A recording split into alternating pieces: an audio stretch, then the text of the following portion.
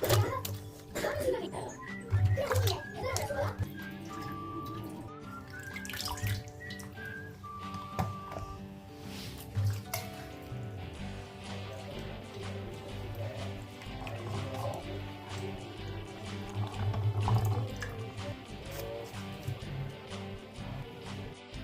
Friends, ನಿಮ್ಮೆಲ್ಲರಿಗೂ food for moods ಚಾನಲ್ಸ್ಗೆ ಸ್ವಾಗತ. ನಾನಿವತ್ತು ನಿಮಗೆ ಹಾಗಲಕಾಯಿ ಗ್ರೇವಿನ ಹೇಗೆ ಮಾಡೋದು ಅಂತ ತೋರಿಸ್ಕೊಡ್ತೀನಿ. ಮೊದಲಿಗೆ ಹಾಗಲಕಾಯಿನ ಕಟ್ ಮಾಡ್ಕೊಳ್ಳೋಣ.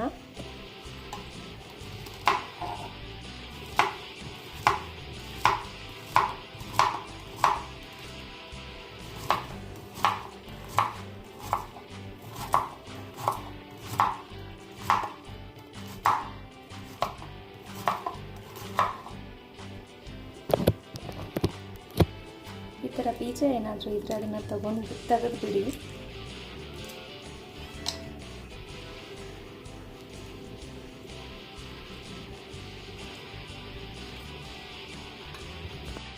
ಈ ರೀತಿ ಹಾಗಲಕಾಯಿನ ಸಣ್ಣದಾಗಿ ಕಟ್ ಮಾಡ್ಕೊಂಡು ಇಟ್ಕೊಂಡಿದ್ದೀನಿ. ಬೀಜ ಬಲ್ತಿರೋದ್ರಿಂದ ನಾನು ತೆಗೆದುಬಿಟ್ಟಿದ್ದೀನಿ. ಎಳೆದಿದ್ದರೆ ಹಾಗೆ ಹಾಕೋಬೋದು. ಬಾಣಲಿ ಕಾಯೋಕೆ ಇಟ್ಟಿದ್ದೀನಿ. ಬಾಣಲಿ ಕಾದಿದೆ. ಈಗ ಇದಕ್ಕೆ ಎಣ್ಣೆ ಹಾಕ್ಕೊಳ್ತಾ ಇದ್ದೀನಿ.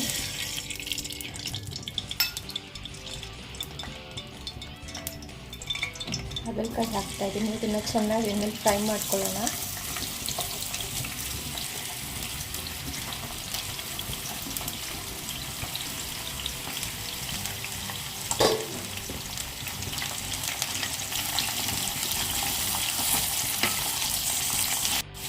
ಕಹಿ ಕಡಿಮೆ ಆಗಬೇಕಂದ್ರೆ ಇದನ್ನು ಗೋಲ್ಡನ್ ಕಲರ್ ಬರೋವರೆಗೂ ಚೆನ್ನಾಗಿ ಹುರ್ಕೊಳ್ಳಿ.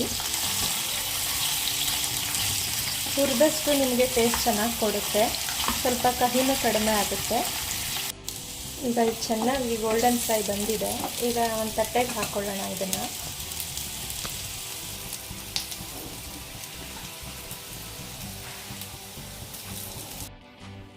ಈ ರೀತಿ ಗೋಲ್ಡನ್ ಫ್ರೈ ಆಗೋ ರೀತಿ ಹುರ್ಕೊಂಡು ಇದನ್ನು ತಟ್ಟೆಗೆ ಹಾಕ್ಕೊಂಡು ಇಟ್ಕೊಂಡಿದ್ದೀನಿ.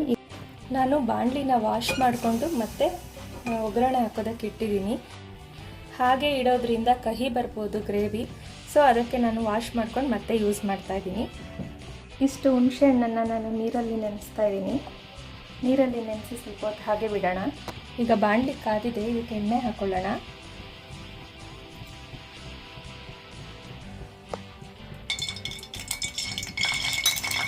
ನಾನು ಇದರಲ್ಲಿ 1 ಕಪ್ಪಷ್ಟು ಎಣ್ಣೆನ ಸ್ವಲ್ಪ ಉರಿಯೋದಕ್ಕೆ ಮತ್ತು ಒಗ್ಗರಣೆಗೆ ಯೂಸ್ ಮಾಡ್ತಾಯಿದ್ದೀನಿ.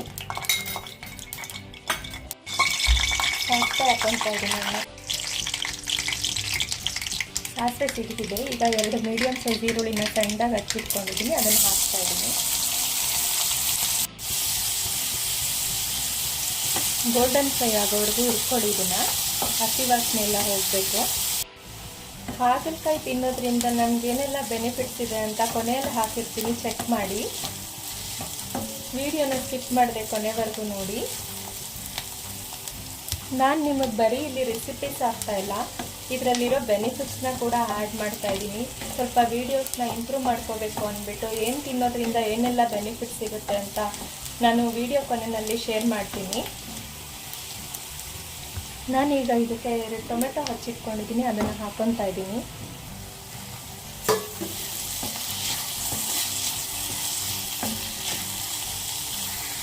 ಇದಕ್ಕೆ ಸ್ವಲ್ಪ ಸಾಲ್ಟ್ ಹಾಕ್ಕೊಂಡು ಹುರ್ಕೋತಾ ಇದ್ದೀನಿ, ಟೊಮೆಟೊ ಎಲ್ಲ ಕರಗಲಿ ಅಂತ. ಸ್ವಲ್ಪ ಹೊತ್ತು ಪ್ಲೇಟ್ ಮುಚ್ತಾ ಇದ್ದೀನಿ, ಟೊಮೆಟೊ ಎಲ್ಲ ಕರಗಲಿ ಅಂತ. ಮೀಡಿಯಮ್ ಫ್ಲೇಮಲ್ಲಿ ಇಡಿ.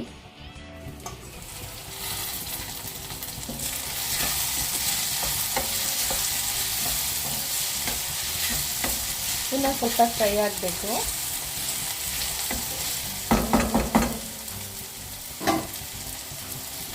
ನಾನೀಗ ಇದಕ್ಕೆ ಹಾಗಲಕಾಯಿನ ಆ್ಯಡ್ ಮಾಡ್ಕೊತಾ ಇದ್ದೀನಿ. ಹುರಿದಿಟ್ಕೊಂಡಿರೋ ಅಂಥ ಹಾಗಲಕಾಯಿನ ಇದನ್ನು ಕೂಡ ಚೆನ್ನಾಗಿ ಹುರ್ಕೊಳ್ಳಿ.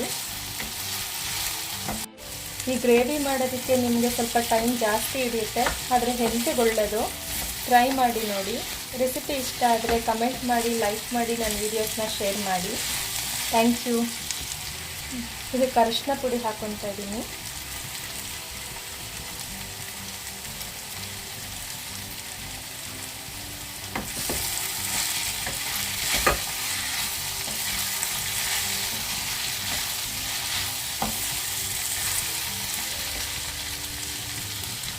1 ಟೇಬಲ್ ಸ್ಪೂನ್ ಹಚ್ಚ ಖಾರದ ಪುಡಿ ಹಾಕ್ತಾಯಿದ್ದೀನಿ, 1 ಟೇಬಲ್ ಸ್ಪೂನ್ ಧನಿಯಾ ಪೌಡರ್,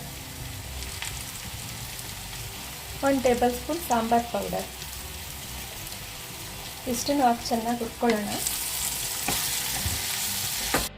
ನಿಮಗೆ ಖಾರ ಜಾಸ್ತಿ ಬೇಕು ಅಂದರೆ ಇನ್ನೊಂದು ಅರ್ಧ ಟೇಬಲ್ ಸ್ಪೂನಷ್ಟು ಅಚ್ಚ ಖಾರದ ಪುಡಿನ ಹಾಕ್ಕೊಳ್ಳಿ. ನಾವು ಖಾರ ಕಡಿಮೆ ತಿನ್ನೋದ್ರಿಂದ ಸ್ವಲ್ಪ ಕಡಿಮೆನೇ ಹಾಕ್ಕೊಂಡಿದ್ದೀನಿ. ನಾನೀಗ ಇದಕ್ಕೆ ಹುಣಸೆ ಹಣ್ಣಿನ ರಸನ ಹಾಕ್ತಾಯಿದ್ದೀನಿ. ಆವಾಗಲೇ ನೆನೆಸಿಟ್ಕೊಂಡಿದ್ನಲ್ಲ ಅದರ ರಸ ತೆಗೆದಿಟ್ಕೊಂಡಿದ್ದೀನಿ, ಅದನ್ನು ಮಾತ್ರ ಹಾಕ್ತಾಯಿದ್ದೀನಿ. ರಸನ ಮಾತ್ರ ಹಾಕಬೇಕು.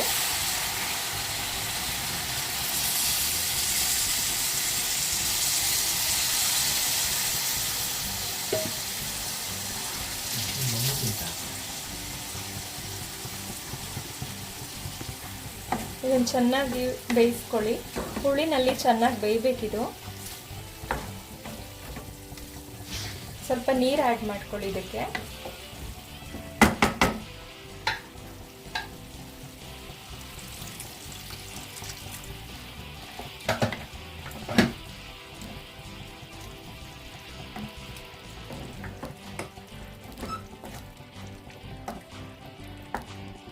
ಪ್ಲೇಟ್ ಮುಚ್ಚಿ ಸ್ವಲ್ಪ ಹೊತ್ತು ಹಾಗೆ ಬೇಯಕ್ಕೆ ಬಿಡೋಣ. ಸಿಮ್ಮಲ್ಲಿ ಇಟ್ಟು ಚೆನ್ನಾಗಿ ಬೇಯಿಸ್ಕೊಳ್ಳಿ. ಚೆನ್ನಾಗಿ ಕುದೀತಾ ಇದೆ.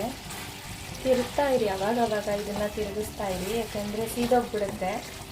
ಅದಕ್ಕೋಸ್ಕರ ಈ ಗ್ರೇವಿನ ನೀವು ನೈಟ್ ಟೈಮೇ ಮಾಡಿಟ್ಟು ಮಾರ್ನಿಂಗ್ ಚಪಾತಿ ಹಾಕ್ಕೊಂಡು ತಿಂದರೆ ತುಂಬ ಚೆನ್ನಾಗಿರುತ್ತೆ. ಉಪ್ಪು ಖಾರ ಎಲ್ಲ ಚೆನ್ನಾಗಿ ಹಿಡ್ದಿರುತ್ತೆ, ನಿಮ್ಗಷ್ಟು ಕಹಿ ಅಂತ ಅನಿಸಲ್ಲ. ನಮ್ಮನೆಯಲ್ಲಿ ನಮ್ಮಮ್ಮ ಇದೇ ಥರ ಮಾಡಿಕೊಡ್ತಾ ಇದ್ದಿದ್ದು. ಇನ್ನೊಂದು ಸ್ವಲ್ಪ ಹೊತ್ತು ಅದನ್ನ ಬೇಯಕ್ಕೆ ಬಿಡೋಣ. ಸಿಮ್ಮಲ್ಲಿಟ್ಟು ಬೇಯಿಸ್ಕೊಳ್ಳಿ. ಚೆನ್ನಾಗಿ ಕುದೀತಾ ಇದೆ ನೋಡಿ. ಚೆನ್ನಾಗಿ ಬೇಯಲಿ, ಇದು ಬೇಯೋವರೆಗೂ ಹಾಗೆ ಬಿಡಿ. ಅವಾಗವಾಗ ಈ ಥರ ತಿರುಗಿಸ್ತಾ ಇರಿ. ನೀರೆಲ್ಲ ಡ್ರೈ ಆಗಿದ್ರೆ ಇನ್ನೊಂದು ಸ್ವಲ್ಪ ನೀರು ಹಾಕ್ಕೊಳ್ಳಿ, ಆಗ ಚೆನ್ನಾಗಿ ಬೇಯುತ್ತೆ ಇದು.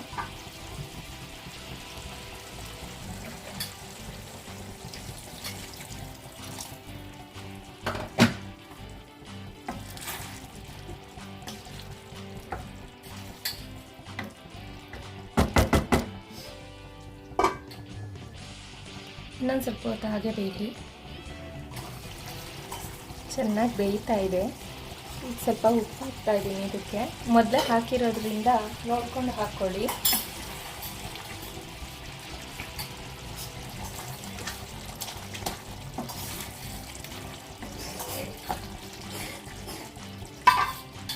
ನಾನೀಗ ಇದಕ್ಕೆ ಜಾಗರಿ ಪೌಡರ್ ಹಾಕ್ಕೊತಾ ಇದ್ದೀನಿ. ಇದು ಹಾಕೋದ್ರಿಂದ ನಿಮಗೆ ಕಹಿ ಅಂತ ಅನಿಸಲ್ಲ.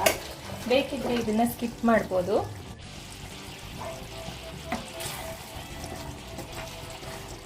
ಬೇಕಿದ್ರೆ ಇನ್ನೊಂದು ಸ್ವಲ್ಪ ಆ್ಯಡ್ ಮಾಡ್ಕೊಬೋದು ಜಾಗರಿನ, ಕಹಿ ಹೊಡಿಯೋದಿಲ್ಲ.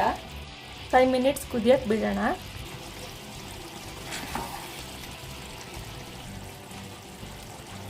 ನೋಡಿ ಬೆಂದಿದೆ, ಚೆನ್ನಾಗಿ ಬೆಂದಿದೆ. ಈಗ ಟರ್ನ್ ಆಫ್ ಮಾಡ್ಕೊಳ್ಳೋಣ. ಆರೋಗ್ಯಕ್ಕೆ ಹಿತಕರವಾದ ಹಾಗಲಕಾಯಿ ಗ್ರೇವಿ ರೆಡಿಯಾಗಿದೆ. ಈ ರೆಸಿಪಿ ಇಷ್ಟ ಆಗಿದ್ರೆ ಲೈಕ್ ಮಾಡಿ. Thank you.